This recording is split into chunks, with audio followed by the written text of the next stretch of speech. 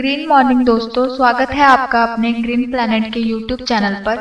नई वीडियोस के नोटिफिकेशन के लिए subscribe button और बेल आइकन को दबाना ना भूलें।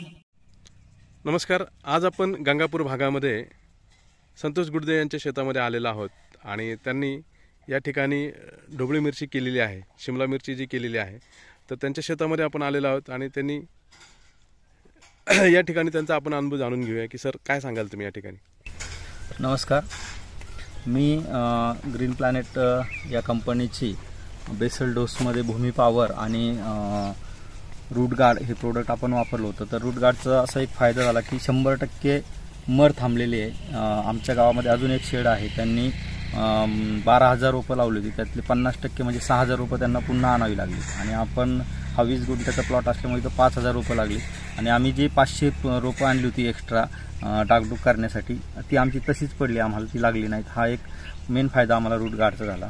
आणि भूमी पॉवरमुळे तुम्ही आता बघताय की हे सगळे जे रिझल्ट आहेत हे भूमी पॉवरचे जमिनीतून सुरुवातीला जे टाकले 1 ते 1.5 महिन्यामध्ये 50 दिवसामध्ये आपला प्लॉट चालू झालेला आहे। आणि वाढीच्या स्टेजमध्ये ग्रोची फवारणी घेतली, नायट्रोकिंग घेतलं, लागवडीबरोबर पहिल्या पाण्याबरोबर एसटी सोडलं, त्यानंतर आता ब्लूम आणि एफसीचे स्प्रे आल्टून पाल्टून चालू आहे निमुळे अर्क। आणि सगळ्यात महत्त्वाचं म्हणजे की सरांनी आम्हाला सांगितलं होतं की पॉवर मिल्क याला आपल्याला दे जायचं आहे कॅल्शियम प्युअर।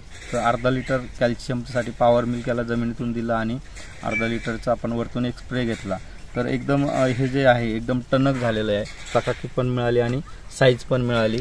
50 दिवसामध्ये आपल्याला 50 बॅगचा पहिला तोडा हा मिळालेला आहे। आणि बॅगचं वजन साधारणतः लोकांचं 10 किलो बसतं, आपली बॅग ही 12-13 किलो पर्यंत बसली। हा एक चांगला अनुभव तुमचा मिळाला। आपल्या बरोबर आज थोरात सर पण आलेत नगरवरून आणि जे कृषी विभागामध्ये सेंद्रिय शेतीचं काम पाहत आहेत। आणि सर तुम्ही पण आता ह्या प्लॉट व्हिजिटसाठी आलेला आहात संतोष गुडदे सरांच्या शेतामध्ये, तर काय सांगाल सर तुम्ही?